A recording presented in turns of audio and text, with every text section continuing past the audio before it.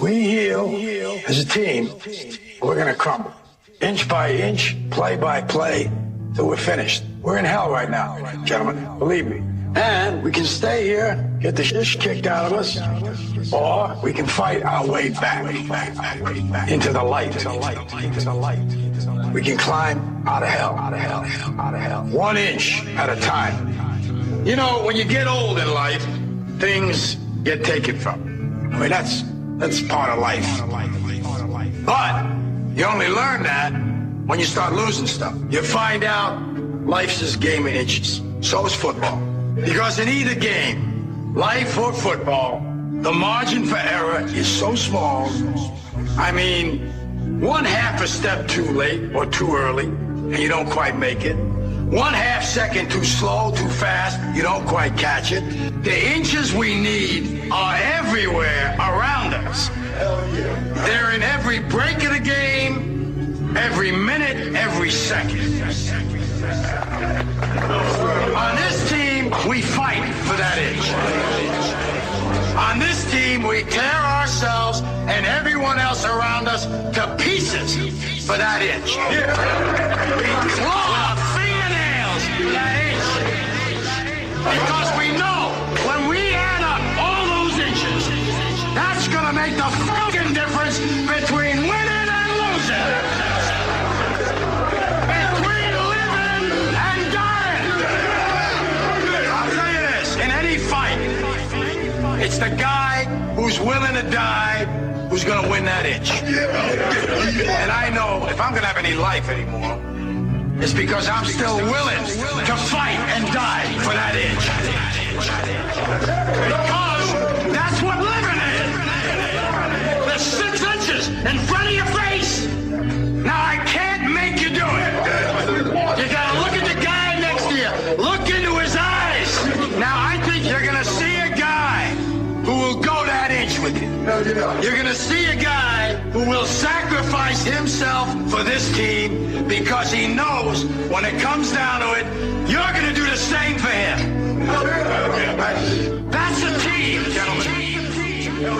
And either we heal now as a team, or we will die as individuals. Ideas are bulletproof.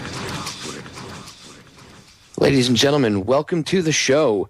It is Friday, January 20th, 2012. I'm your host, Popeye, from FederalJack.com, and this is another live edition of Down the Rabbit Hole. Tonight, coming up, second segment, I'm going to be bringing on my guest. He's going to be hanging out for about 35 to 45 minutes tonight. Got him for a little while. He came on, he agreed to come on last minute for me, last minute notice here. Hacker Winston Smith, you've heard him on my radio show here before. He will be coming on, and we're going to be discussing the SOPA and PIPA blackout, the protest against it over the past few days, and the takedown of Mega Upload and the response by Anonymous. Now, personally, I don't know if I can trust this response by Anonymous. This is my personal take on it, and I'm not saying that I'm not bashing Anonymous or anything. What I'm saying is I don't know if this is if it's all that it looks to be. Like if it's as simple as Anonymous just getting, striking back at them. It's a little too convenient for the timing. And I just, as I've said before, when it comes to Anonymous, and Winston has explained, he was even told by an insider at the last massive hacking conference they have out in Nevada. I forget what it's called. It goes on every year, DEF CON. And when he was out there a few months ago, and he spoke to a government insider who told him that there were certain people in Anonymous that were control the opposition, and they get the others to follow them. And they have plans, I should say, of using Anonymous to do things, therefore, to quote unquote justify to bring in stricter internet measures. So who knows? I don't know exactly where he's going to go and, what he's going to, what his take on it is. I don't know what the the deal is with it. I've seen everybody, the first shots in the internet war have been fired. But like, ladies and gentlemen, before I jump on anything, I like to make sure I know what's going on. And I don't know if I can trust that everything is on the up and up. Not until I at least talk to Winston. Again, I didn't get a chance to really talk to him off air, so I don't know what his take on it or what he knows, from behind the scenes. So I haven't the foggiest about it, except from what I've seen through the media coverage of it, whether it be mainstream media or alternative media. But again, even if it is real, even if it is it really was anonymous, then they really, if you look at what they did, they didn't, the media makes it out, oh my God, they're taking on the DOJ, they took down their website. Yeah, they took down the DOJ's website so that you couldn't go to like doj.gov. Do you think that really affected the email of anybody in the Department of Justice? No, they have their own closed system. And when I was in the Guard, and this goes back 8 years, they had people that were IT specialists then that their job was to keep people out and keep if somebody in the Guard did something stupid and clicked on a bad link, it was their job to monitor things and make sure nothing bad could get in. They monitored everything you did live time. And this was 8 years ago they could do this. So, I mean, think what they could do now. People need to step back and think a little clearer and realize what's going on. So anyway, what is SOPA, right? What exactly is SOPA for people that don't know? It's pretty much the federal government's answer via their buddies over in Hollywood and the IRAA and all these lobbying companies. You get people like Chris Dodd. What a scumbag. Get into him in a minute. But SOPA is basically the way that through Hollywood, and of course it's sponsored by always the same people, it's being pushed to destroy the internet. Now you can go look it up. By now you ought to know what SOPA is. I mean, even the brain dead pretty much know what it is. If you don't, I suggest you go look it up. SOPA and PIPA, SOPA, PIPA. And it's pretty much, it would destroy the internet, literally. It would destroy the DNS registry, everything. So think about it this way.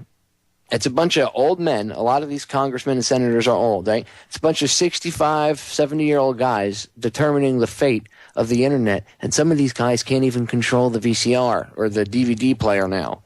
They couldn't even set the time on it. So that's a very scary thought, ladies and gentlemen. Anyway, I got a little sidetracked for a second, but what I was getting into with the anonymous attack is I don't know if we can trust 100% that it obviously, I'm not saying everybody that partook in it, because there was a couple thousand people that partook in it, apparently, that it wasn't, not all those people were legitimate. But again, all you need is the people leading the charge or with the biggest mouth or whatever to be controlled opposition. So we will find out from Winston what the deal is on SOPA or on Anonymous versus the DOJ and the FBI over SOPA and PIPA. And their takedown of Mega Upload.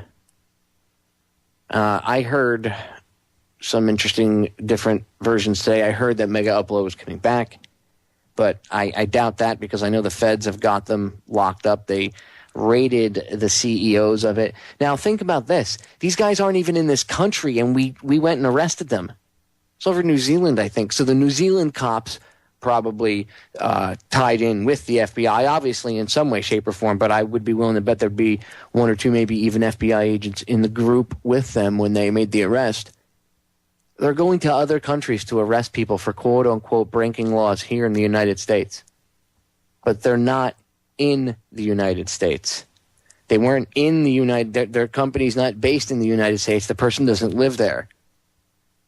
What they're saying is you're subject to our laws anywhere in the world. That's arrogance. What happens if we turn that around and some Muslim country or some communist country that we don't like and we want to use as an excuse, we're looking for an excuse to bomb anyway. What happens if they decide to turn around and throw it in our face and say, oh, yeah?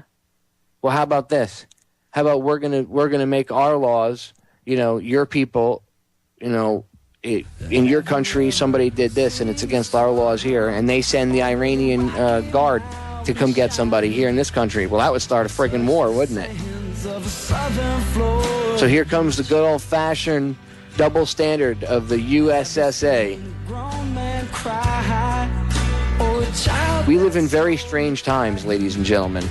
We live in a bizarro world. We're going to break. We'll be right back. All right, ladies and gentlemen, we're back. As promised, I've got on the line my good friend, hacker extraordinaire, Winston Smith. He's been a regular guest here on my show. And I want to get right into it. Winston, I didn't get a chance to, chat with you for more than about 2 minutes before you came on air. And again, I want to thank you for coming on last minute. As always, you are a stand-up guy. You always do this for me. I really appreciate it. Let's get right into it. I don't know whether or not I trust this attack as a 100% genuine attack. So maybe I need a little convincing, and I'm sure there's other listeners out there that are kind of thinking the same thing. So what's the deal? Is it legitimate? Let's start there. Is this a legitimate attack by Anonymous as a response to the takedown of Mega Upload? It seems that it is. Mega Upload has been in use in a very popular file-sharing website for quite some time. And the recent Department of Justice actions against Mega Upload that really pissed off a lot of people, and the denial of service attacks are so they're so prevalent now, and they're so easy to carry out that most people are starting to move. A lot of people are starting to adopt it as a method of civil protest. And that's basically what we're seeing here with the response to Mega Upload, because what we have here, it isn't really just it really isn't just the Department of Justice raiding a copyright infringing website. The Department of Justice carried out arrests in multiple countries across the world. None of the people arrested were United States citizens. They were all residents of foreign countries and citizens of foreign countries, and currently residing in that country at the time of their arrest. The founder was in New Zealand, and the rest of the people were in Germany, and I think there was also another one in the Netherlands. And the Department of Justice basically used the fact that they had they had a server in Virginia to as a cause for their jurisdiction to carry out these arrests. It's very similar to the arrest of when the Department of Justice and the DEA arrested Mark Emery out of Canada for selling marijuana seeds in Canada.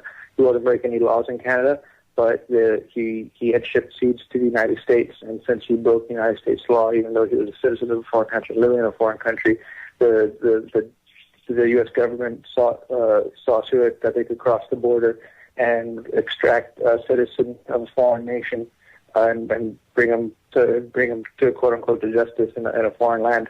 That'd be like if the Chinese government started coming to the United States and extracting United States citizens to face trial in China because they broke Chinese law.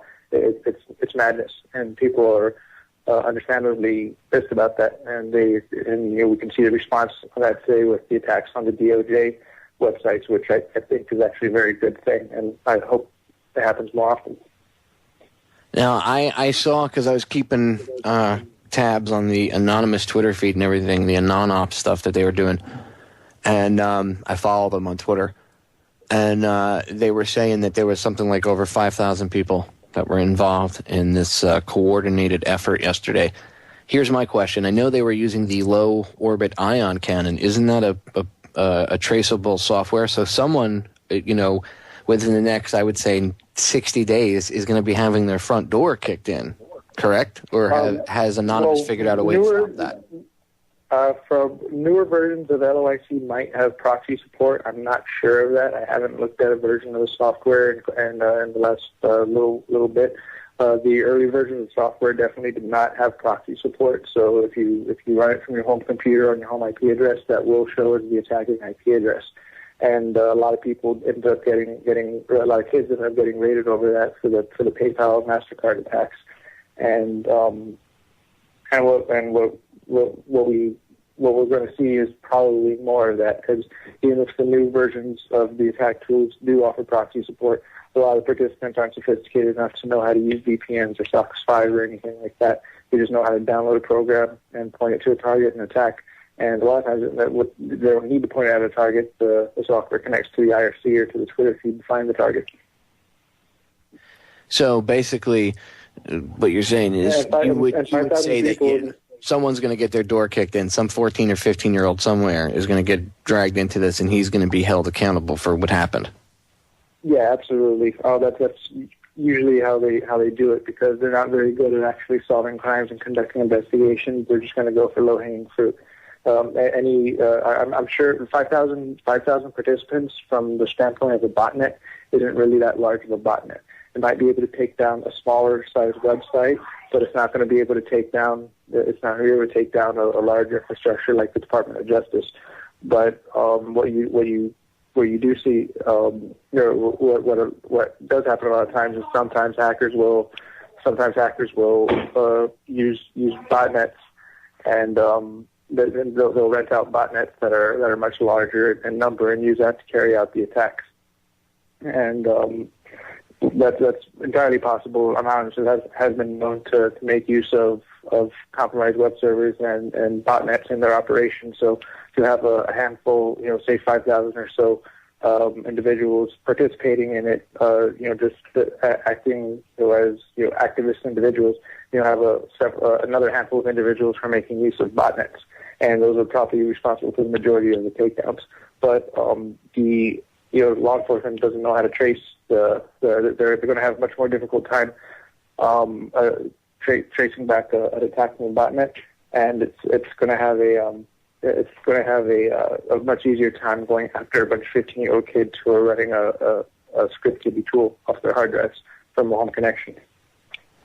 Yeah, the reason why I made the comment originally, because when I first saw it, I was like, well, it could be an actual response. But the reason I make the comment I do, Winston, is because about or I let me rephrase that.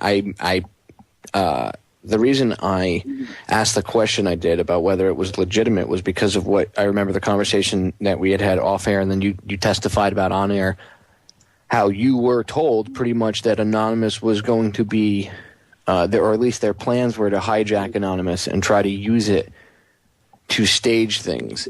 And the reason the reason I kind of put that together with this was because if you watch the mainstream media and even the blogs and the op-eds and all this stuff, even in some of the alternative media and the tech blogs and stuff, some people in different tech places and everything else, just all over pretty much, there's always the same comment I've seen a couple times now, and it's, why don't they do something more than just a DDoS attack? Why don't they step it up?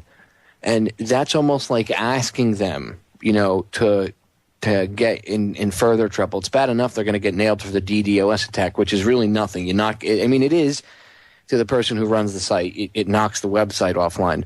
But in the grand scheme of what could be done, it is really nothing. You know what I mean? It's like kicking dirt on your shoe compared to what really could be done.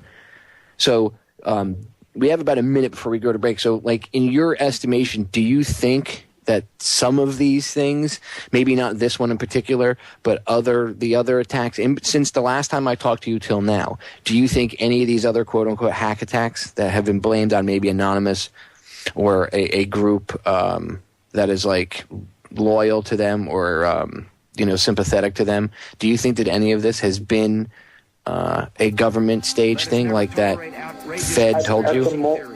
At the moment, I don't think they've made their move on that yet. The mega upload does seem to be a legitimate campaign, but after the break, I'll tell you what my prediction for the government-sponsored attack will be, and they're gonna brand it as anonymous most likely, but it will definitely be a false flag. And my prediction is it will involve SCADA systems. That's what the media has been pumping. All right, well, let's get into that. We're going to get cut off. Ladies and gentlemen, stay right there. When we get back, Winston's going to get into...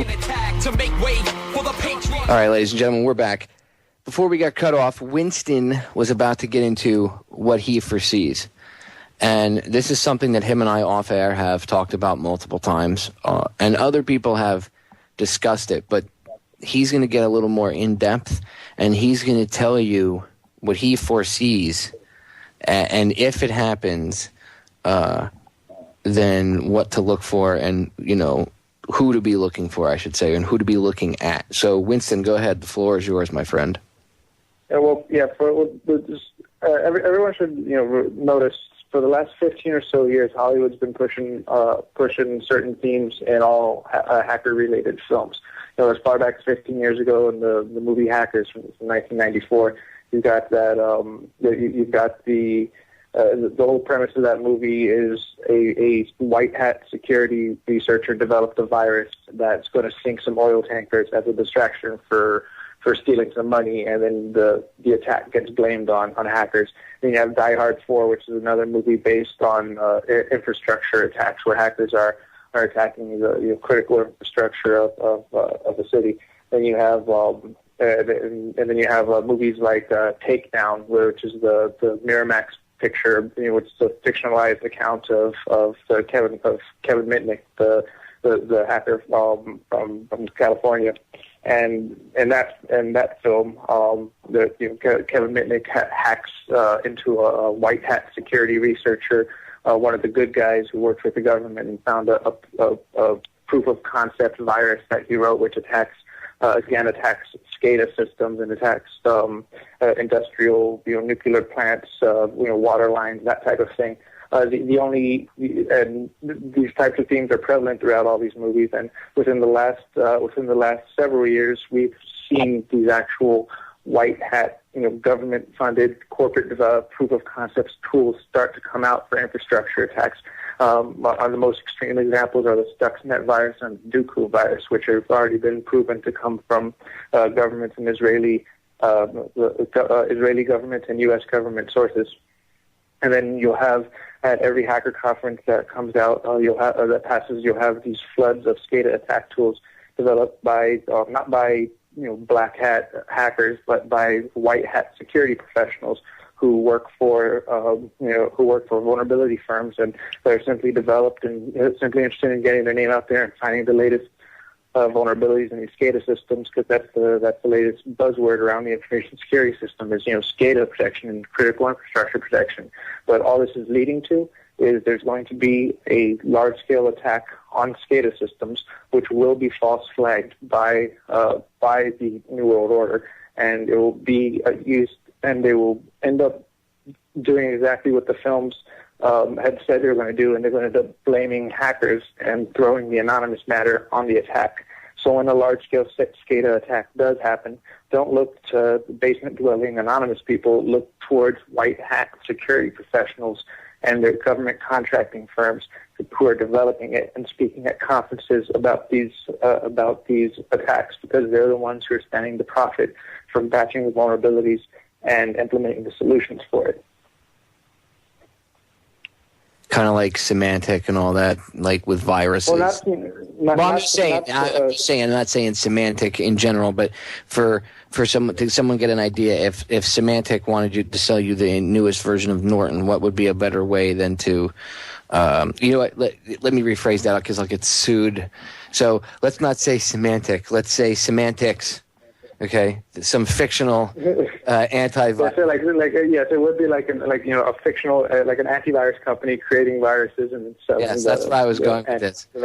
Yeah, create the problem and then say, "Hey, look, I happen to have the solution." And they do that. I mean, I know people inside the IT world that have told me they do that. Is that not true? It definitely does go on, and for a long time, the critical infrastructure aspects of society, like the nuclear power plants and the dams and the sewer pipelines and all that stuff, all those things used to never be internet connected. It's considered crazy to consider making that a public-facing infrastructure. But as everything starts being given IP addresses, even now washing machines are being given IP addresses, things end up on the internet. And even if a single outside machine can get compromised and sucked into this eternal network, then it is possible to worm through and get control of it, especially considering a lot of these SCADA systems are ridiculously simple, using programming languages and architectures from 20 years ago. And the reason is they were never meant to be internet facing, but they are now. And there's going to be an attack on them, and it's going to be backed by the government so that they can use it to continue to implement controls and restrict internet freedoms, get things like SOPA and PIPA and all sorts of other restrictive internet legislations passed under the guise of protecting society from these critical infrastructure attacks by these wily groups of hackers. So, do you think that there's any chance that we can, maybe the good hackers, which I know there are tons of them out there, is there any way that these people can help foil this? Somehow maybe leak plans if they hear of something, or if they maybe be on alert to all the hackers that listen to this, because I know there's a large contingent of people that pull my the archives and stuff that are hackers. I get emails from them time to time. You've even told me. Do you think that they can maybe be more on alert and try to keep an eye out for this kind of stuff, see if there's any unusual stuff going on the back end? Because that's where you'd spot it, would be on the back end, correct? Well, one would think, but just like the way 9/11 had a lot of open source public intelligence leading to it, we'll probably be better off as people in the hacker community and the information security community in general. They should really just follow the news and follow developments on SCADA vulnerabilities that are being released and discovered, and who's the one discovering them? What are they? What's the purpose of it? A lot of it is just legitimate researchers trying to make a name off of a hot topic, make a name for themselves off finding vulns in a system that's very popular to do right now. They can make a lot of money finding vulnerabilities and then getting contracts for the companies. There's nothing wrong with that. But what is the problem is once those vulnerabilities are indexed and cataloged, the government will pick and choose which ones they want to do, put together a black ops team to carry it out, and then blame it on a group like Anonymous. Yeah, and then some 14 or 15-year-old kid will be the patsy. The Bin Laden of the internet. Yeah, and they'll make them go down in history as the bad guy, when in reality it's not. It's unbelievable what's going on. 10 years ago, if you had told me this kind of stuff was going to happen, I would tell you that you were, you've watched too many. You've watched The Matrix one too many times, perhaps. And it's the same thing like with the Lone Gunman TV show regarding 9/11. There are all sorts of Hollywood movies. Predictive programming is what you're referring to. Mm-hmm. Yeah, exactly. It's they'll have topics in films and mainstream media, and mainstream film movies and TV shows about things like the Twin Towers getting blown up or planes getting hijacked and crashed into them years before 9/11. And so basically they're all they're going off these war game scenarios that have been developed, and SCADA attacks are one of the most popular war game scenarios right now for the federal government. Yeah, and if you notice all the games like Call of Duty and all these other games, where's the battlefield? 10 years ago, it used to be in the Middle East or, one of these former Russian provinces, Uzbekistan or Kazakhstan or whatever little stand. Not anymore. Now all the battlefield, even if it goes on anywhere else in the world, a large portion of it goes on right here in the United States. So, because once a large natural disaster or some kind of nuclear disaster, some kind of terrible catastrophe that takes place due to an attack on the SCADA infrastructure, then that's when the humanitarian aid troops will need to come out. Yeah. Well, we need to beat this ahead of time. We need to again, if those in the hacker community that hear this live broadcast later on, you pull the archive or you hear it on YouTube, keep an eye out, keep your ears out, guys, whatever senses you use to, work and do your magic, keep an eye out on what's going on, because you guys will be what saves the day. If you guys want to know what's going to save the internet, it's going to be those 14 and 15-year-old kids out there. And, the older people, too, that do hacking and coding and everything else. It's going to be you people that help save the internet, okay? So keep your eyes open. Ladies and gentlemen, we're going to break. We'll be back. We got Winston for a few more minutes. We're going to say goodbye to him on the other side of this break. We'll be right back. Ladies and gentlemen, we are back with the final segment of hour number 1 here on the Orion Talk Radio Network, which I want to give a big shout out to Jimmy X. Thank you, buddy, for putting together this network and giving us the platform here to talk about whatever we want. And thank you for not being a dick and, telling us what we can and can't talk about. That's always a plus, too. All right, getting back into it, because we only have a few minutes left, and Winston's been kind enough to hang out with us until the last segment. So, Winston, with everything that's going on, I have a few questions. With everything that's going on, have you seen anything that would indicate that we aren't as much trouble as I think we are when it comes to how close we are to losing the freedom of the free internet as we know it? Or have you seen anything to the contrary to say that maybe no, we do have a fighting chance? Yeah, we definitely have a fighting chance. I mean, today's actions against the DOJ in response to the mega upload takedown, it goes to show that there's still a very strong fighting spirit that among the freedom-loving peoples of the internet, and so when stuff when stuff like that happens, maybe it's not the most sophisticated attack, but it does show you that there was a response. It did, their actions wasn't met with stunned silence. There were repercussions. And I think that's a good thing. And obviously, you guys in the hacker community, I'm sure that you guys don't know exactly who did it, per se everybody, but I'm sure there's been internet high fives going throughout the hacker community for the past few hours. So, do you think that you guys, when I say you guys, I mean the hacker community again, are going to be able to get like an internet 2, a backup up and running before they take, they screw up or take down the current one we have? Or do you think that the whole, and let me add this, if you're not even worried about that, do you think that this whole them taking the internet thing down is just a fear-based tool and that it can't possibly happen? They can definitely try to take over the commercial internet as we know it. It's all the major backbones are controlled through, eventually all the way through by large corporations, which are one and the same with the U.S. government. So your AT&Ts, your Comcasts, all that stuff can get they can tamper with that if they want. It's a pretty distributed infrastructure with a lot of moving parts, so it's very difficult to do it all in one swoop. That was what Obama wanted with the kill switch. That that was a hot debate, and but that doesn't exist yet. But if something like that were to get implemented, there are always alternatives. People could as the least resort. It'll go back to the old school dial-up BBS days where people were just using modems and straight up old analog phone lines to be able to dial up each other's computers, or you have TCP/IP over shortwave radio, which exists now or has existed for a long time. It's just possible and very, very slow, but better than nothing. And there's even groups of hackers that are already getting together and working to launch their own satellites to provide an alternative internet. So that's going on too, and that's pretty exciting.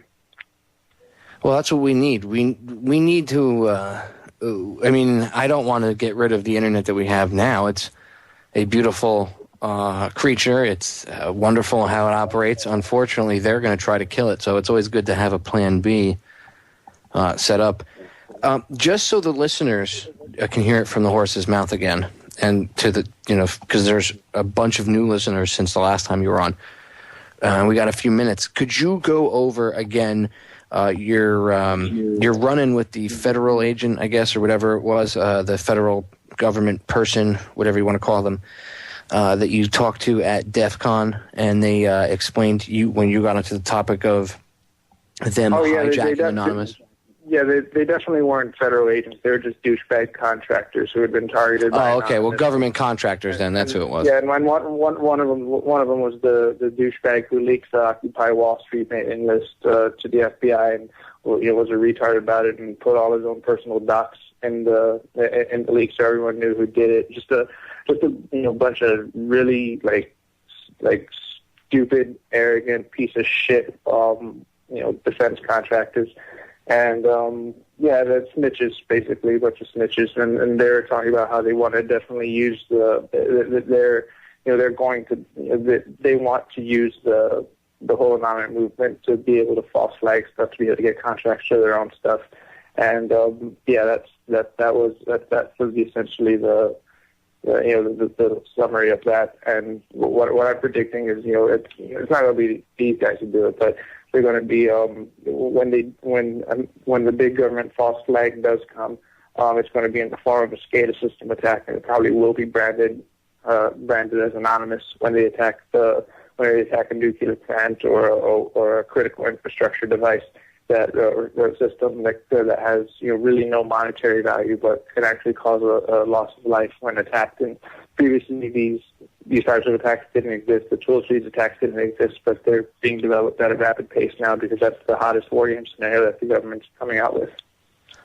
Really quick, Stuxnet, why is it so dangerous so that people understand? I understand why it's dangerous, but for the listeners that don't quite understand computers or viruses or anything like that, why is Stuxnet so dangerous? We know that it was created by Israel with the help of the United States and tested by both governments.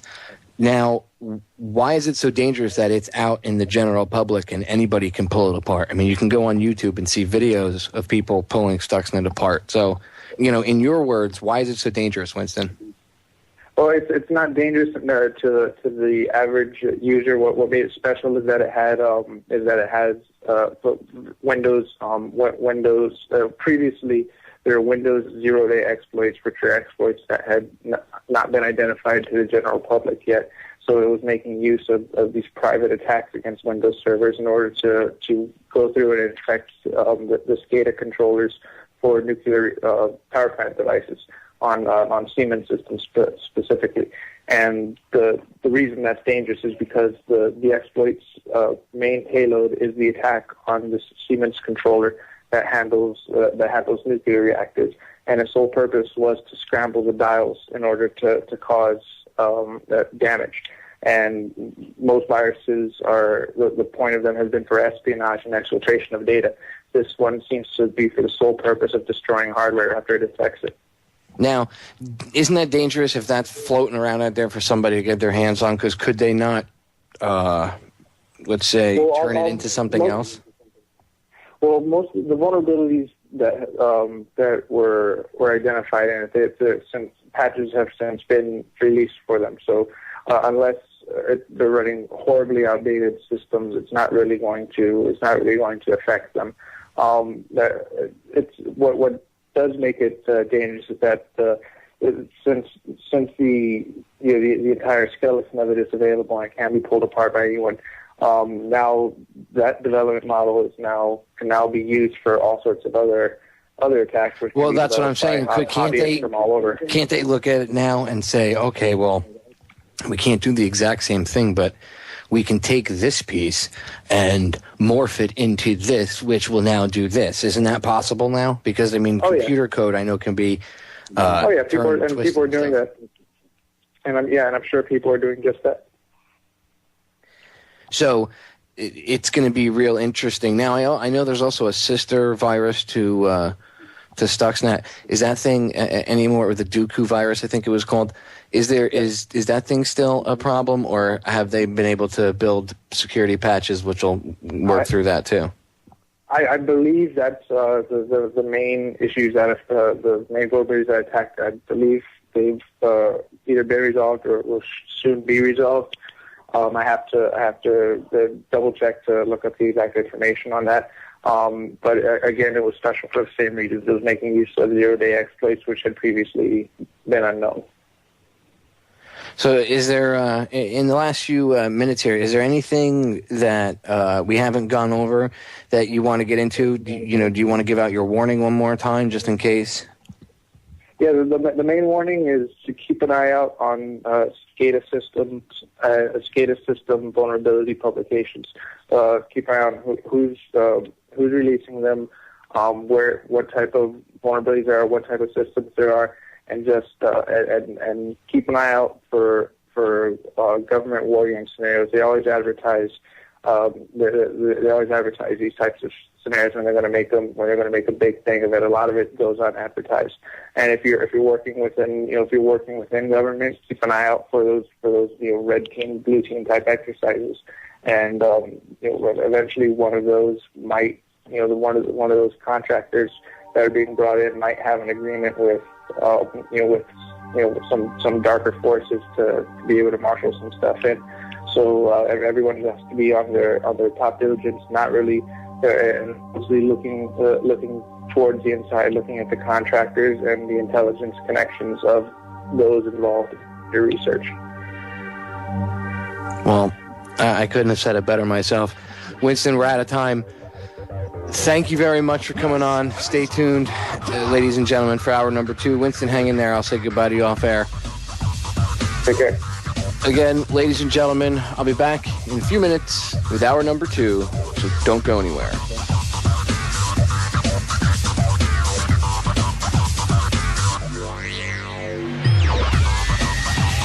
Ladies and gentlemen, we are back with hour number 2 of Down the Rabbit Hole. I'm your host, Popeye from federaljack.com. And during a break, I was chatting with Jimmy X for a brief minute. And he had given me some information that I thought you guys might find interesting. Comcast was in a legal battle with Mega Upload over their bandwidth usage because they were trying to regulate how much bandwidth people could use. And it was Mega Upload that they were in this legal battle with. And Comcast supports SOPA. So it makes one wonder if Comcast had anything to do with pushing the government in some way, shape, or form to, have this action, what they did to Mega Upload yesterday. So who knows? Popeye. Although, yes, Jimmy. Yeah, I don't think they were involved in a legal battle. Maybe you misunderstood me. I just want to make this clear, just so people listening understand what happened.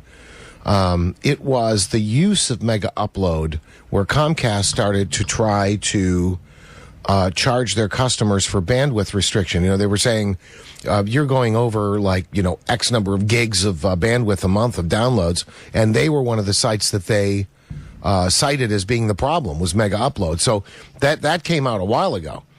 Okay, as far as I know, that's what caused the problem that was the case between the FCC and them.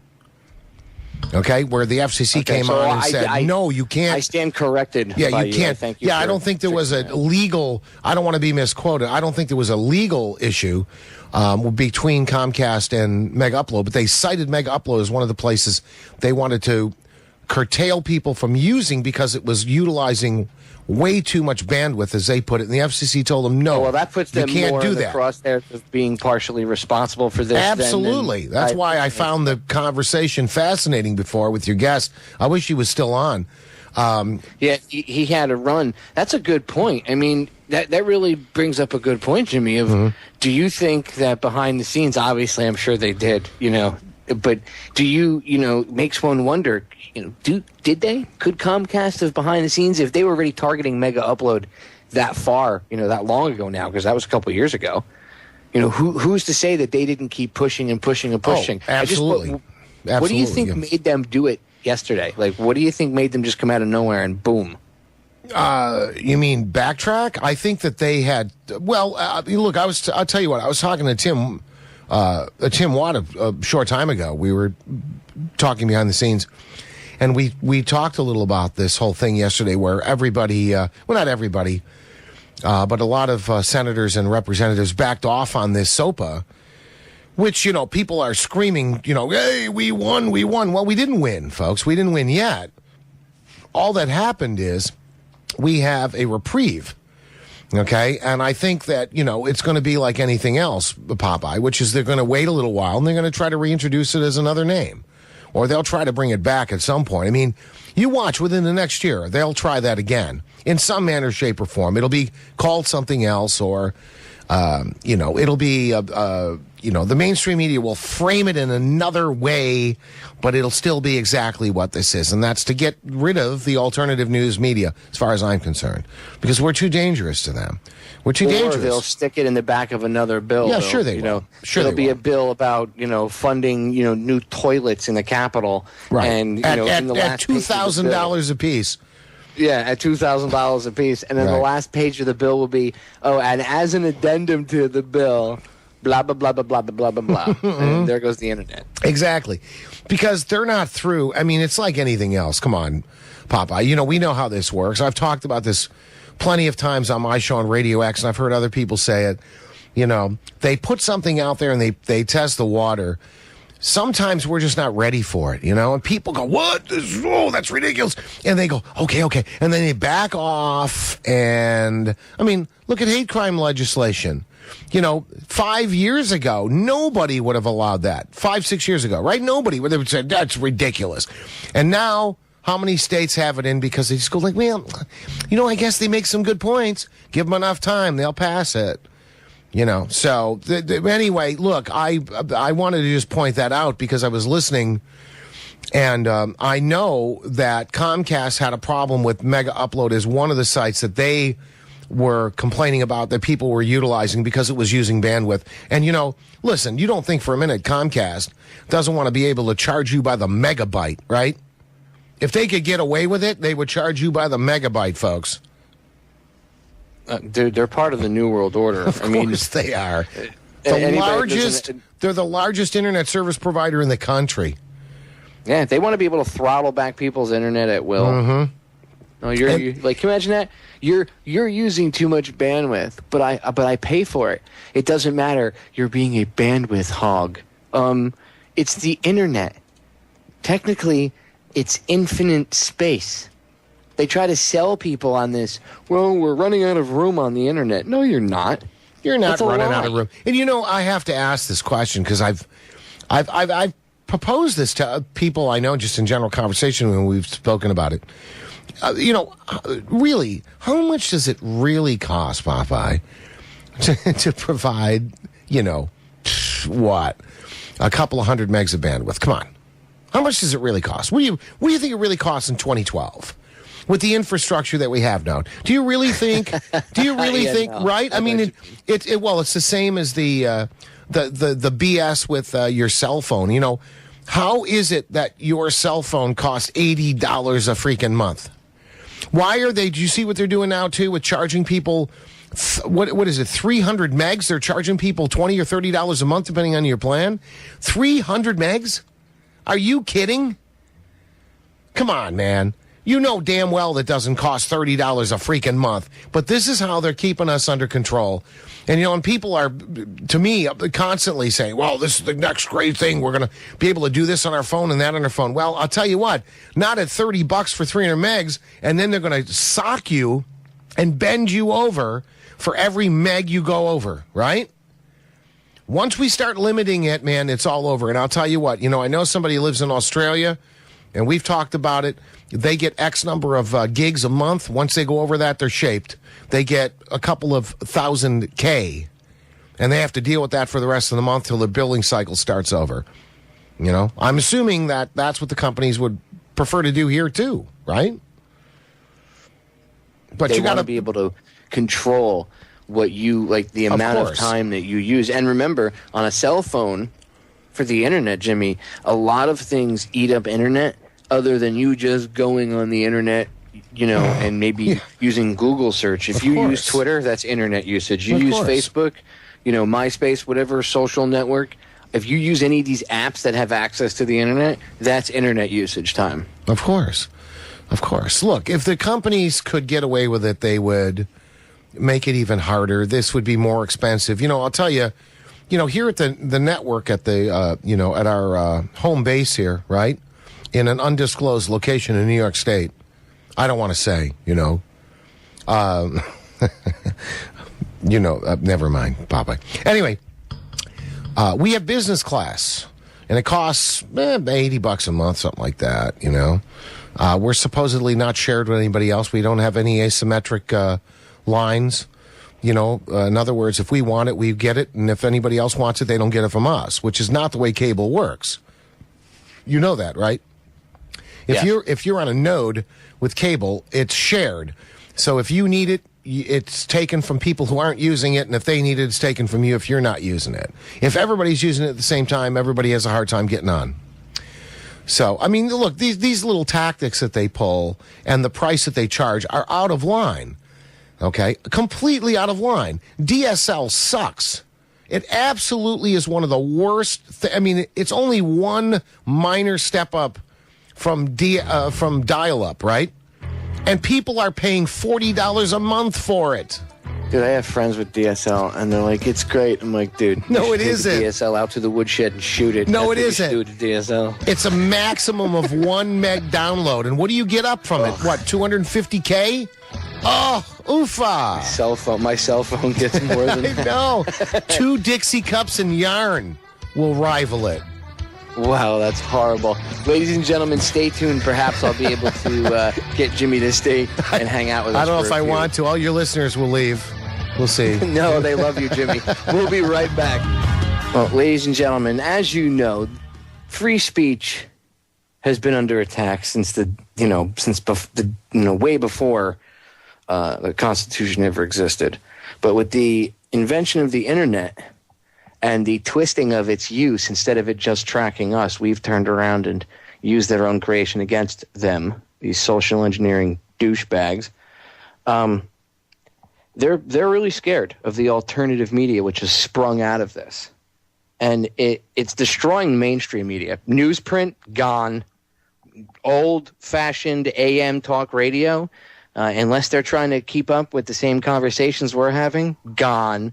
FM, regular terrestrial radio has been history for a long time, okay? And the only thing, there's a couple satellite stations that have talk, but not many people offer, talk shows about what the alternative media discusses, the things that everybody likes to ignore.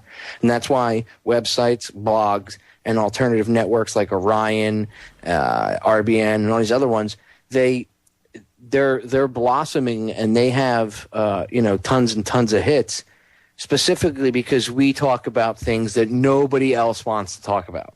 We discuss stuff that people might think is taboo. Now, before we went to break, Jimmy and I were discussing radio and the death of free speech and everything, and Jimmy had mentioned earlier in our conversation Tim Watts, who is, by the way, a host here now. Tim has joined the Orion family, and him and Tim were having a conversation, and luckily Tim was available and during the break agreed to come on and hang out for a little while and discuss this topic of the internet getting that sneaky little...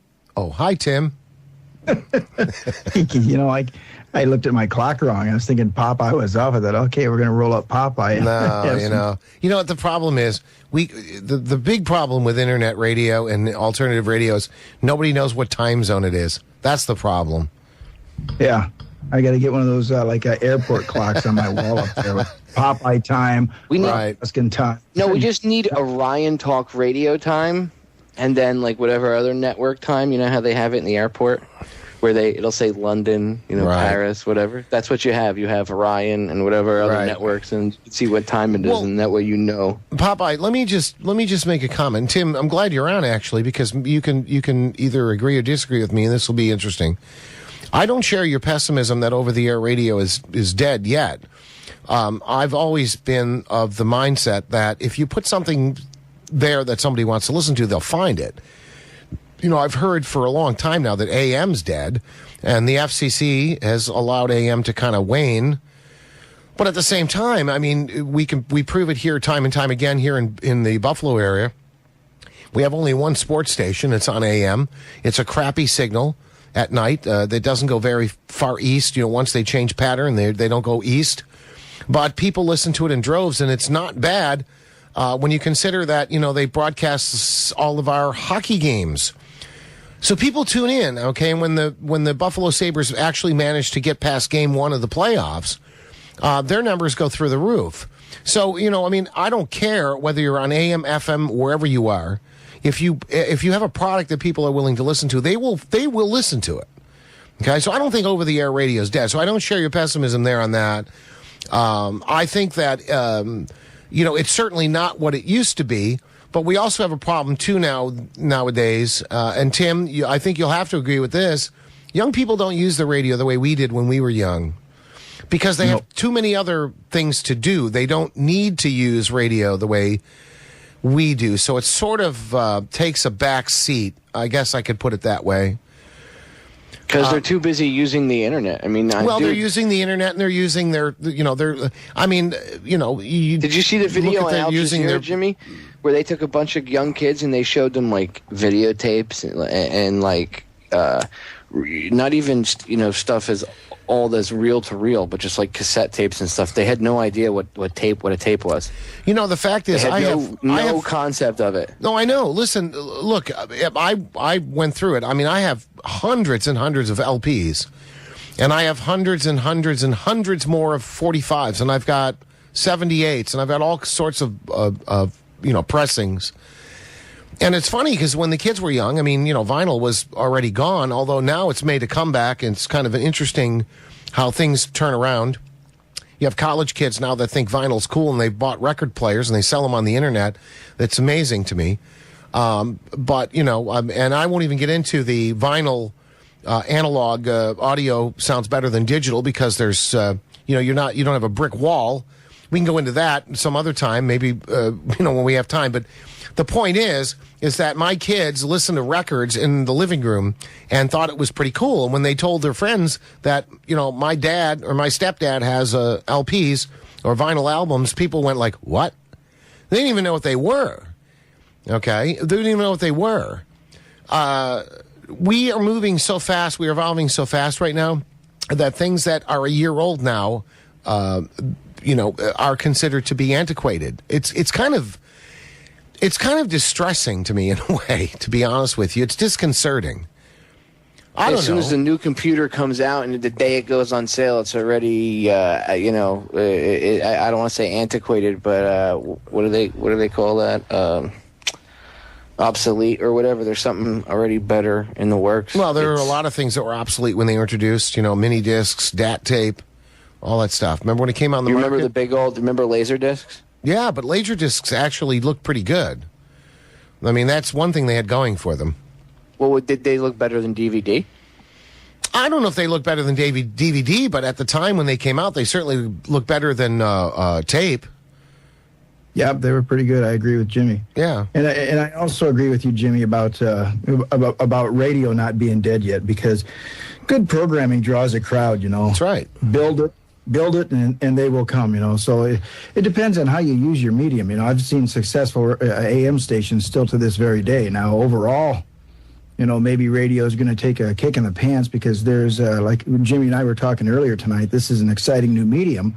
What's going on with internet radio right now, and the fact that smartphones have come around, and you've got the TalkStream Live, and you've got the TuneIn app.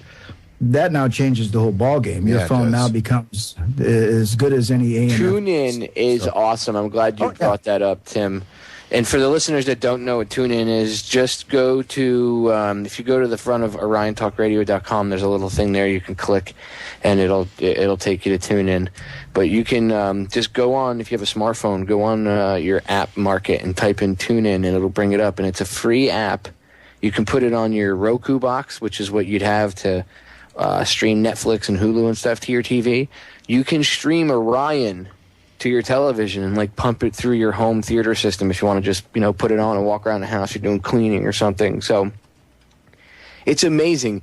You know, if you had told me this stuff 10 years ago that we'd be able to do this, I would have looked at you and been like, Right. "You're watching, too many science fiction movies." Well, but you know what? The funny thing is that 10 years ago, we didn't have anything close to what we have now. This is how fast technology the cell evolves. phone and boom this, kicked up after 9/11. That's when everybody started getting family plans. Sure. Was right after 9/11 because of the quote-unquote cell phone calls that were made from the airplanes. That's what kicked it off. But I want to just reiterate a point, though. I don't think that old media is dead yet.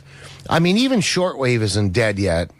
Right, Tim? I mean, shortwave is still viable in a lot of places because, and I've been talked to people about this. There are countries all over the world who don't have anything other than, say, shortwave to get their news. You know what I'm saying? I mean, like, there's countries in Africa, they don't have internet. They don't even know what the hell it is. All they know is that they have their little wind-up radio. They got it outside, and they can tune in the BBC World Service on shortwave, or they can tune in American stations if they can get them, like WBCQ or whatever, and they can listen. That's the only thing they got. So you know what? It's not all dead yet.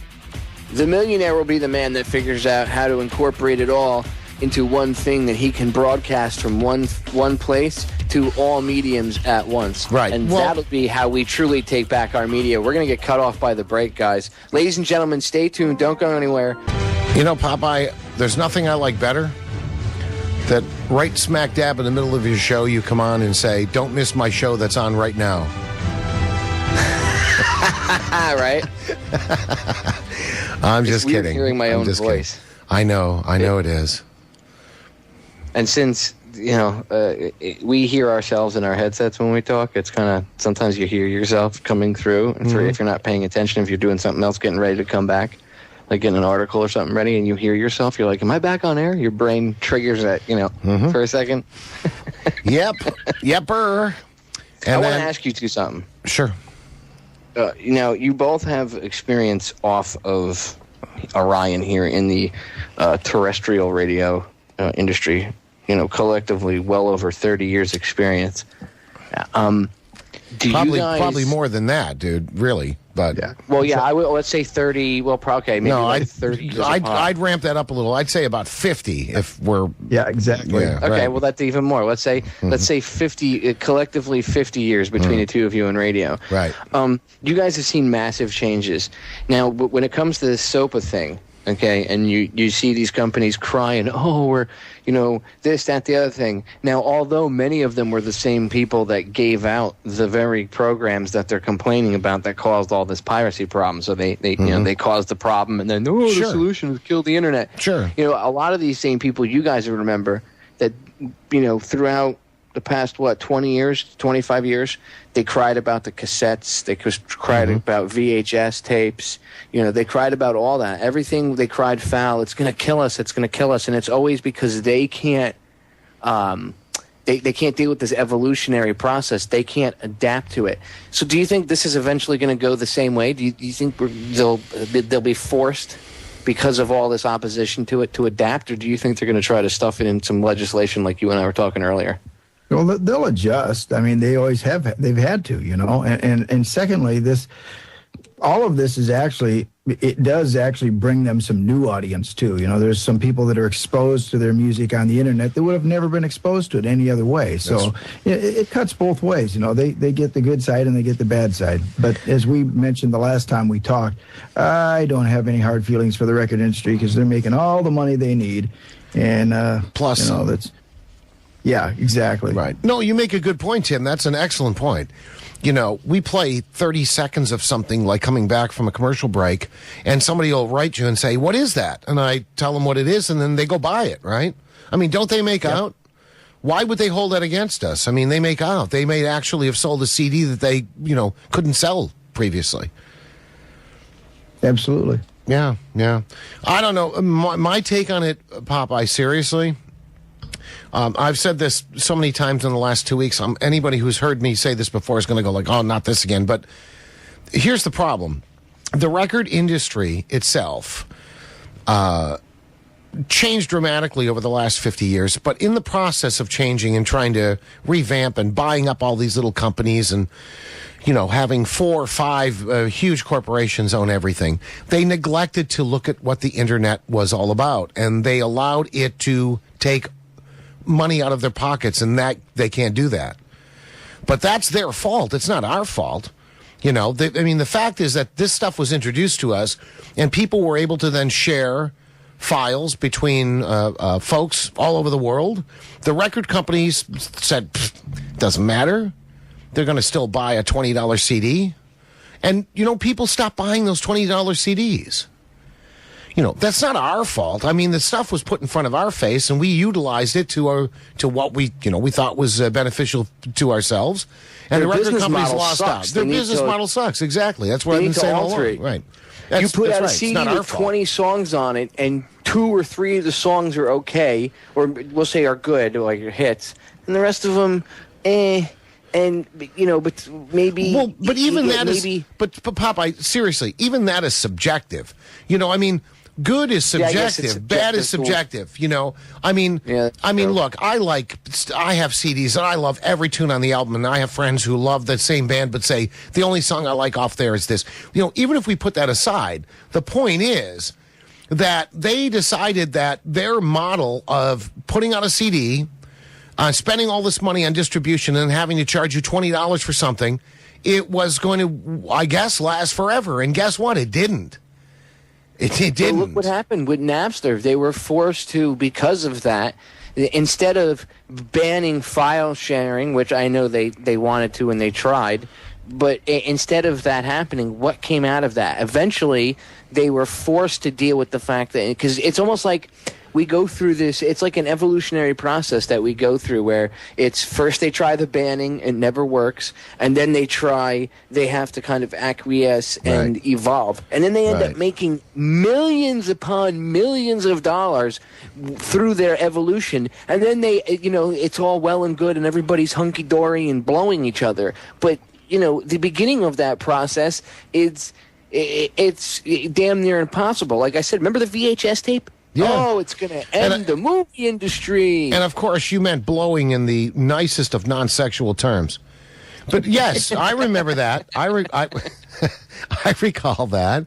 The VHS didn't look, okay, there's a whole difference, though, too, between analog and digital. Copying something digitally makes flawless masters. They're not even copies, they're masters. If you have decent equipment, right, Tim? I mean, you make masters. Okay, oh, yeah, absolutely. You could never do that with analog equipment. I mean, the hoopla over cassette tapes. Yeah, there were Maxell and TDK tapes that sounded pretty freaking good, but they were never the same quality as what you took originally. I don't care what you did with them. And if you copied them to another tape, if you dubbed it, you lost 3 dB of music quality and you gained 3 dB of noise. Okay, these were never, and they were worried about that, but then they let the digital sharing slip through their fingers. Apparently, they didn't notice that maybe they could use the internet to help sell their product, and they didn't do it. So, screw them. Your bad business model is not my problem. Okay, in fact, I heard NPR this morning on the way to work. I'm listening to the NPR station here, and they were talking about Katy Perry being the most popular person, I can't even imagine. I mean, she's kind of nice to look at, but I can't listen to her. What do you mean, like internet download? No. I mean, like radio station play. Apparently, her music has been the most popular of the last year. I can't imagine.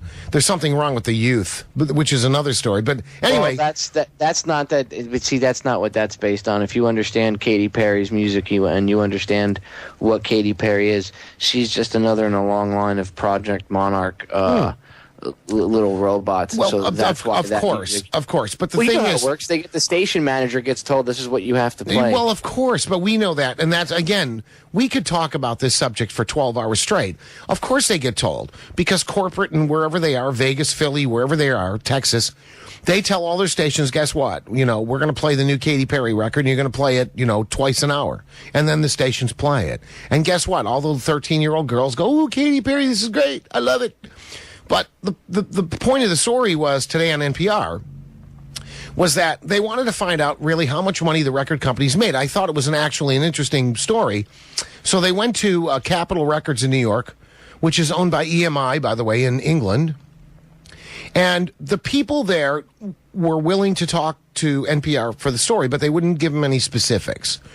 So really, after 5 minutes of listening to the story, I had no idea what all I know is that it cost them something like $4 million to produce her last album. So, maybe that's where the place to start when you take a look at it. It cost $4 million to produce Katy Perry's album. So that means you got to make $4 million back plus, right, for your profit. Maybe you're doing it wrong. So, again, it's not our fault. I don't understand why it cost them $4 million when you have... It cost them... A lot of times... Dude, seriously? A lot of times they're using auto-tunes and stuff. What are they doing that costs that much money, dude? When you get somebody $1.2 million $2,000 setup and they can produce something way better. Dude, you know what I'm saying? I understand, but it cost them $1.2 million just to have the freaking band show up. Just to have the band show up to play on the record. There were like 10 cuts. It cost them $1.2 million. It was $100,000 per tune for the band to show up. Maybe that's the problem. Whose band is that? I don't know. Whoever the band was, her backup. Whoever the musicians are that they hired to for her backup, dude. That's all I'm saying is $1.2 million just for the band. Well, again, horrible business model. That's what I'm saying. It's not my fault you suck. You know what I'm saying? It's not my fault. Yeah, eventually evolution will take its course and somebody, Oh, I hope so. Somebody figure out a way. So do I. Well, that's what's happening. It's already been figured out, and they just don't want to evolve. Ladies and gentlemen, stay tuned. We'll be right back. 3 minutes. Don't go anywhere. Well, ladies and gentlemen, we are back with the final segment of tonight's edition of Down the Rabbit Hole. Woo-hoo. I want to thank hacker Winston Smith for coming on hour number 1. Remember his warning. I will put it up in a short clip. I'm going to cut it up and put it up on YouTube for you guys to pass it around and make viral. Remember his warning. If there's an attack on a SCADA system and they say, oh, this, that, the other thing, he said, be aware. They're going to probably try to, in his view, they're going to try to pull some false flag crap off. So, keep your eyes out. All right. I also want to thank Jimmy X and Tim Watts for coming on and hanging out. Oh, you don't have to thank me, Popeye. Well, I will anyway. You taking time out of your night to whatever you're doing to come on is, I appreciate it. So, and I know the listeners do too, and they appreciate both of you, your point of view and Tim's, especially knowing that you guys have a background in radio and, you know what I mean, you're dedicating this much time and effort into helping out. So, thank you both. I want to play a clip for you guys really quick. I don't know if you guys have ever heard of him. His name's John Todd. Now, he disappeared. I heard he died now. But he used to be part of, I guess you could call it the Illuminati. He was, he had witnessed the inside part of, with the Satanism and stuff that I talked about. And I told you, I've explained about the mind control stuff and Project Monarch and everything else. MK Ultra. Just for the listeners, Google Project Monarch. Go to Vigilant Citizen. Just I forget if it's .org or .com. Just look it up on Google, Vigilant Citizen. I'm actually working on getting him on my show as well. And he's got stuff. He's got a ton of info about Project Monarch. You can look it up on federaljack.com too. But he's where I get a lot of my info from, and he has more than I have listed. So if you really want to dig, go there and read Kathy O'Brien's book, The Transformation of America, and Bryce Taylor, Thanks for the Memories. All right, I want to play this for you guys really quick because you guys are in the the radio industry.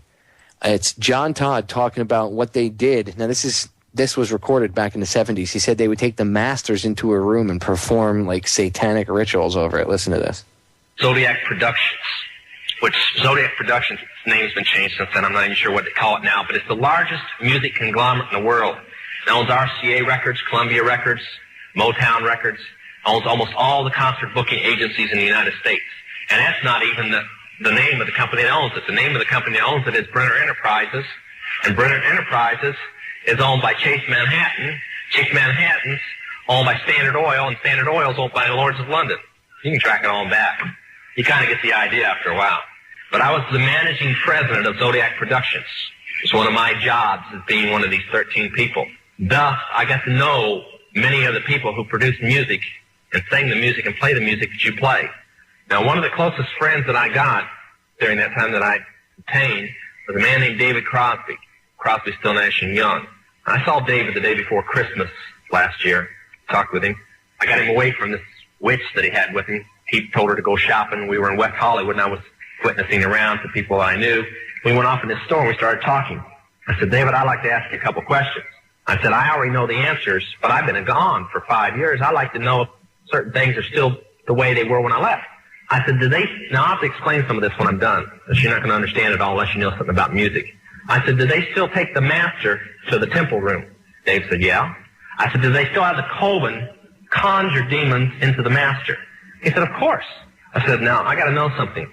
What's the main reason for rock music? He said, come on, Lance, you know what the reason is. I said, please, David, I don't want to guess.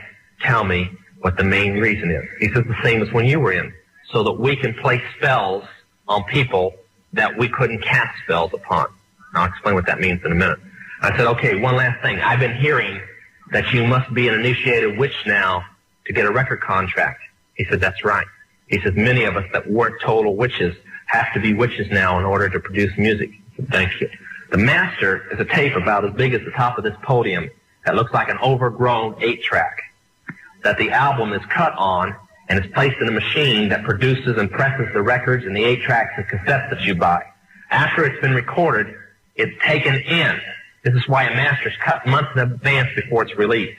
On the full moon, it's taken in to a temple room about the size of this auditorium that is in every one of the major music companies, behind locked doors up in the executive offices. And it's placed on an altar sitting in the north of the room and a pentagram engraved in the floor. And 13 hand-chosen witches and wizards and a coven come in and conjure a principality or a power up, usually Regia or something like that, and order him to tell the demons under him to follow every record and every tape coming off of that master. As I tell many Christian parents, you can go home and count your kids' records, probably yours too, and count how many demons at least are there. If that's too hard for you to believe, I'm sorry. That's why they do it. Now listen to me. This is why rock music's addicting. Have you ever seen kids that got rid of their music? They go around like this. They can't wait to find a rock station somewhere, and they sneak off just like getting a cigarette or a fix because it's addicting. That's why they can't give it up. The rest of the conversation was this. You can't cast a spell on a Christian, but you can get a Christian to cast a spell on themselves. If you give the permission for the spell to work, being a Christian won't block it. And rock music is not just a song.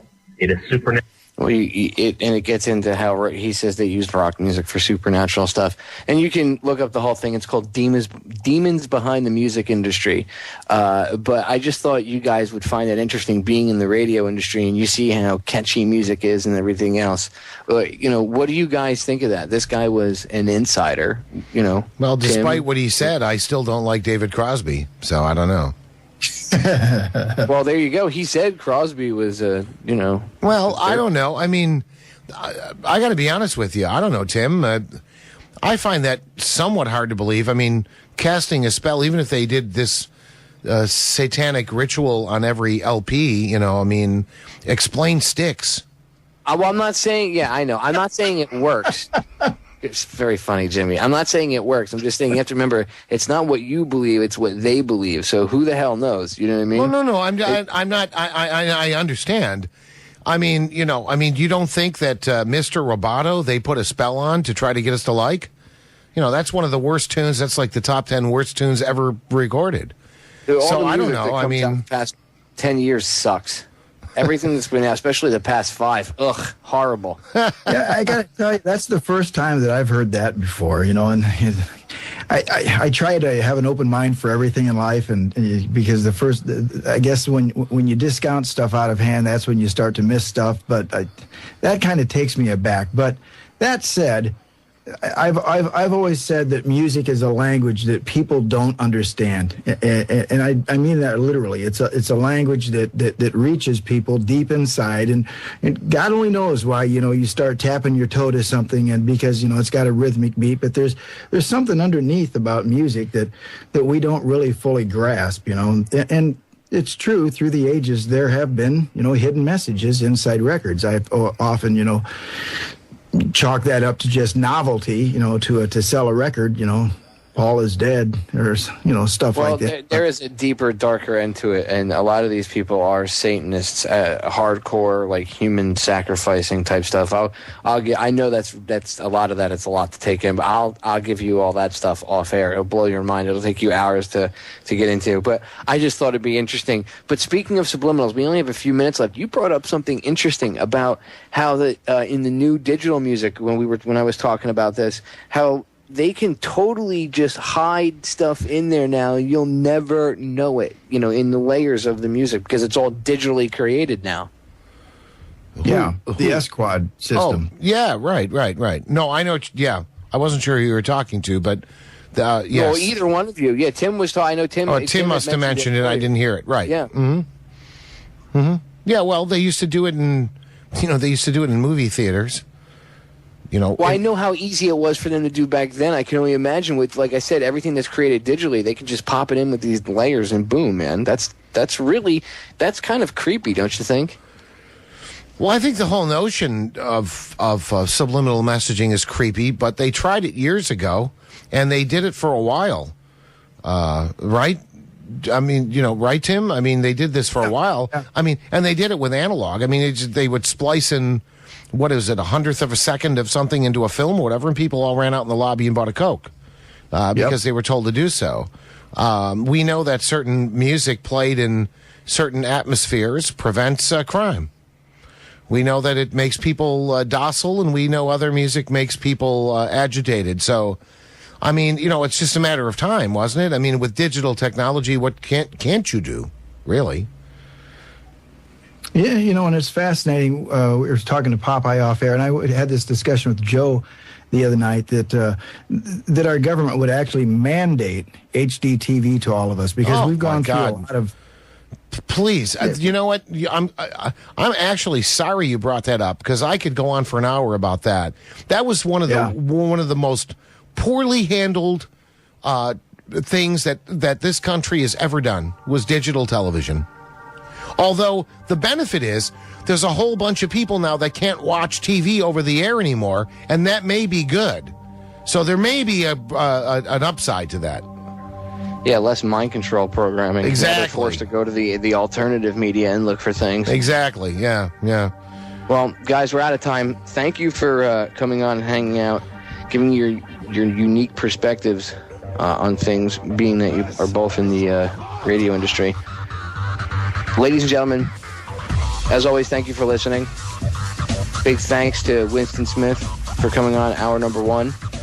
I will see you all again this Sunday, and make sure to tune in to the Orion Talk Radio Network this whole weekend because we have an awesome jam-packed weekend lineup now. You know what? I think people should listen to the Orion Talk Radio Network all the time. Yes, 24/7, 7 days a week. Exactly. Bye.